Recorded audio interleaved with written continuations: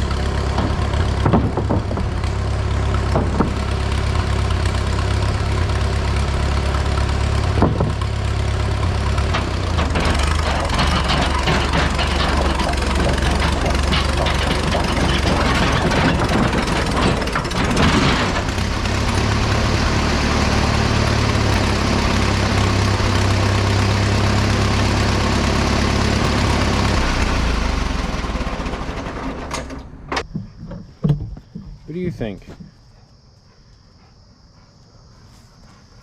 Huh?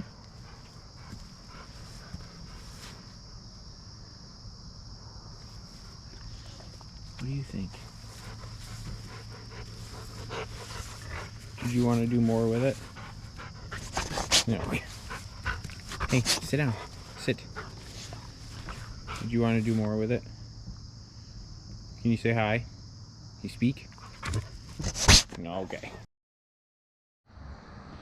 Alright, so check this thing out. So I just traded that cletrac crawler for this.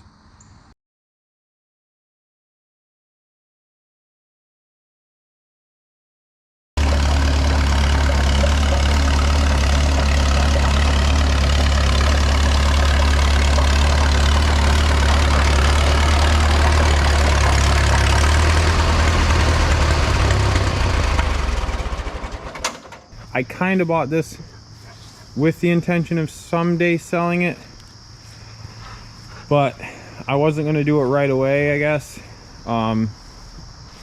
just because it's a really cool piece. But I did post it for sale, and there is somebody coming out to buy this. So, you know, if somebody's going to offer me cash for it, then I guess I'm going to sell it. And I have my eye on another piece of equipment, so that'll kind of be cool to see if I can work that deal. But this thing is really neat. This was a 1940 cletrac, and I believe the model was AG. The engine was all rebuilt by the previous owner's father, and I'll show you guys some pictures of that now. So I just wanted to make a quick video on this. I intended to make it quite a bit longer and actually use this thing, but like I said, somebody wants to buy it, so I guess I'm gonna let it go.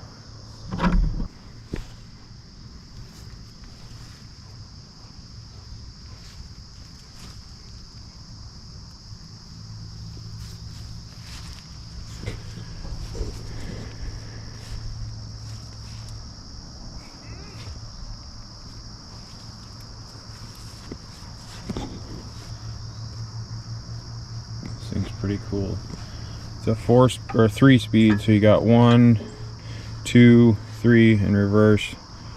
These are your steering clutches. These also work as brakes,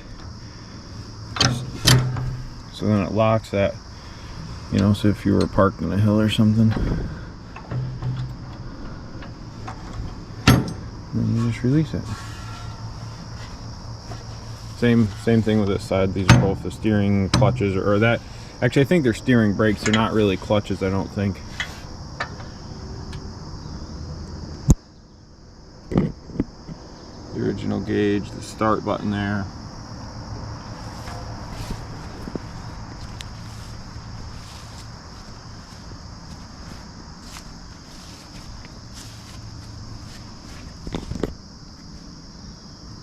The engine was all rebuilt.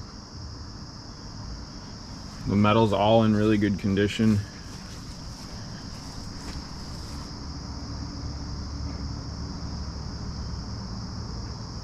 I think my favorite part of this is that crank start. It's just really neat. This is set up to take a direct start, so you can, you know, you could put direct start in there, but I really don't see any point in doing that because that the crank start works really well, and I think that's awesome. The other thing I like about this is there's grease fittings everywhere. So there's one down there, there's a couple here. All of these rollers are greasable rollers.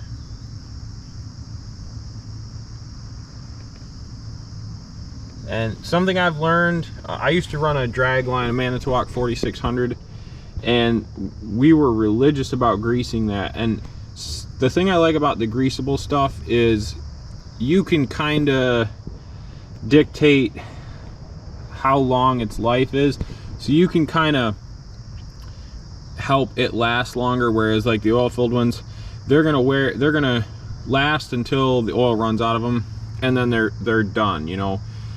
Whereas when if you grease it regularly and take care of it, it'll last you a really long time. Same with this. This was all greasable. And you can see how, like, this undercarriage is in great shape. We got tons of room to tighten it. All the rollers are nearly perfect. And then the sprockets were in really good shape too.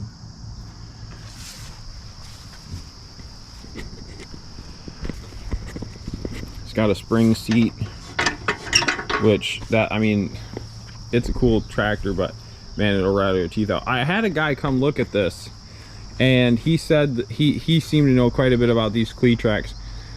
This was like 64 or 68 inches from track center to track center. He said this was the widest one that they made. I don't know if that's true or not, but it was kind of interesting.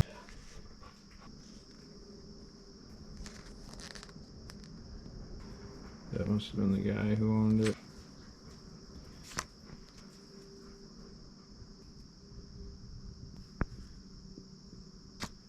There it is without its engine.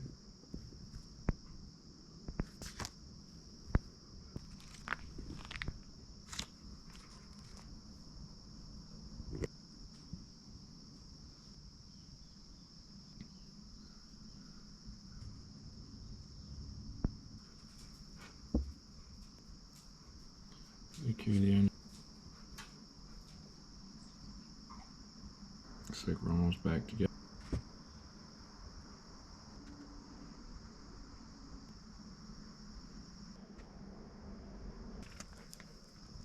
The rebuild.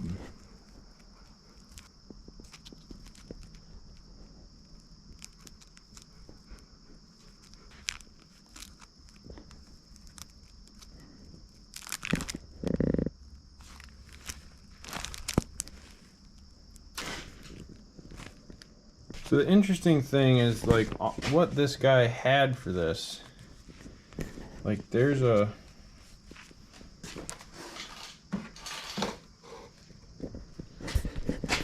So what this guy had for this, there's a collector. This is just a... It's just like a magazine with a bunch of Olivers in it.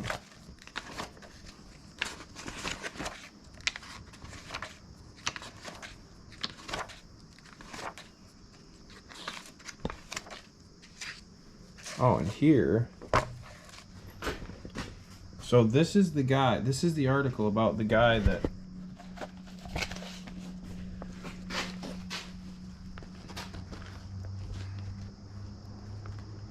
restored this.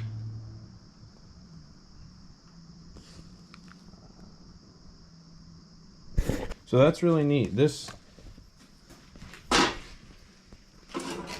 That's really neat. This guy had his cletrac featured in Hart Par Oliver Collector magazine. That's kind of cool. Here he had a bunch of the decals to finish it. It's like a warning label or something. Here's another cletrac, obviously a little bit different vintage, but still pretty cool. A lot of the variations of cletrac. One of the sweeper.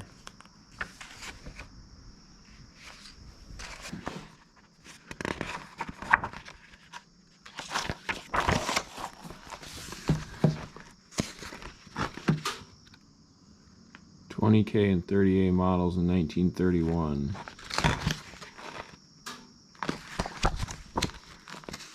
Let me see.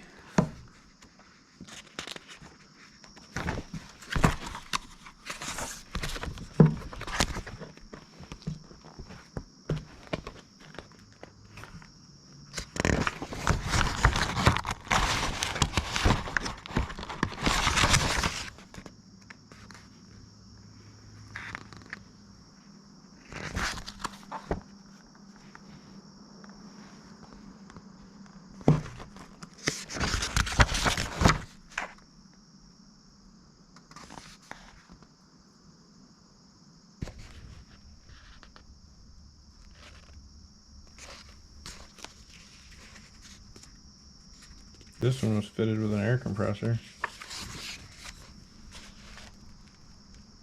The 40D grading the road. That one had a dozer blade on it.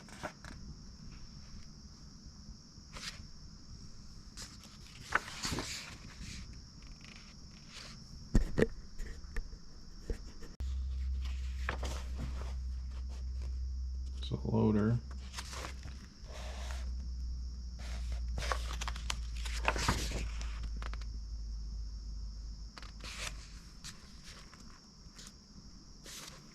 It's pulling a pan.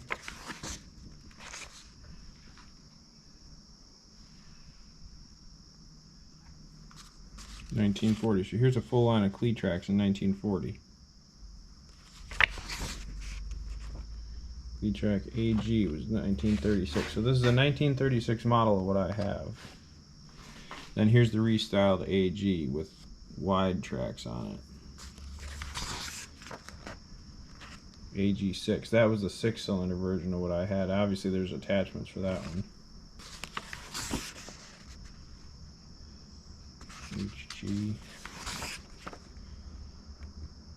HG68 with Oliver colors. Perfect black and white, so you can't tell. So this is when Oliver bought it. Rubber tracks.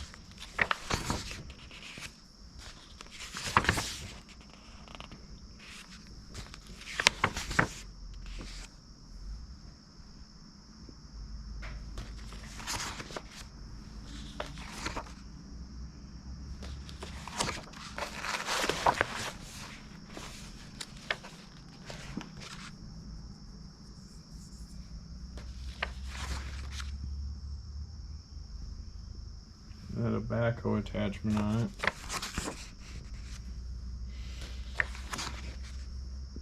Dozers. Kind of got that D4 front end a little bit. Obviously it's Oliver, but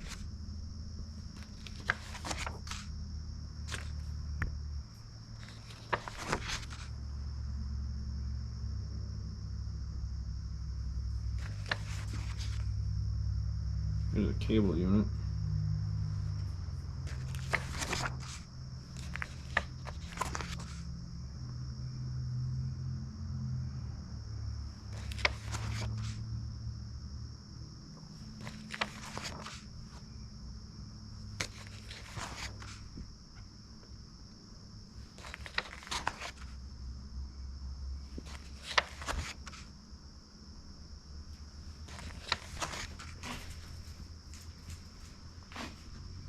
This is interesting. This is a loader with a dozer blade. It's kind of cool. It's just a scraper.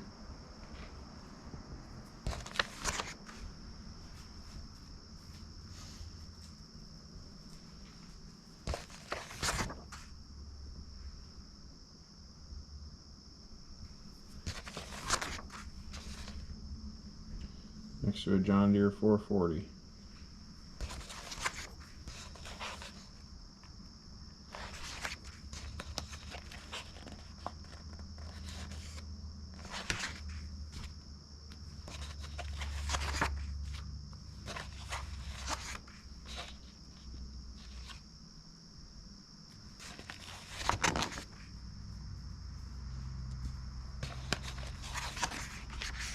These were tracked vehicles they built from the military, must have been.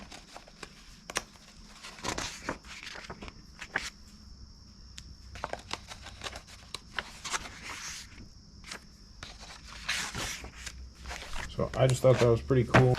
This is the receipts, and I'm not going to go through this, but this is receipts from that rebuild he did, which I thought was really neat that he saved all that.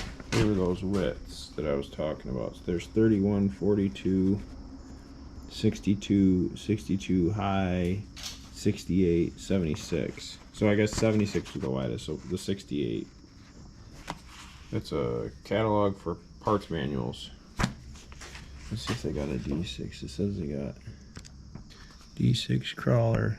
I don't know if you can see that. 8U, 9U, 92 pages was $40. Here's another manual and a service manual. So, all right, that's all I got. Just wanted to make a quick video on that. So, hope you guys enjoyed it.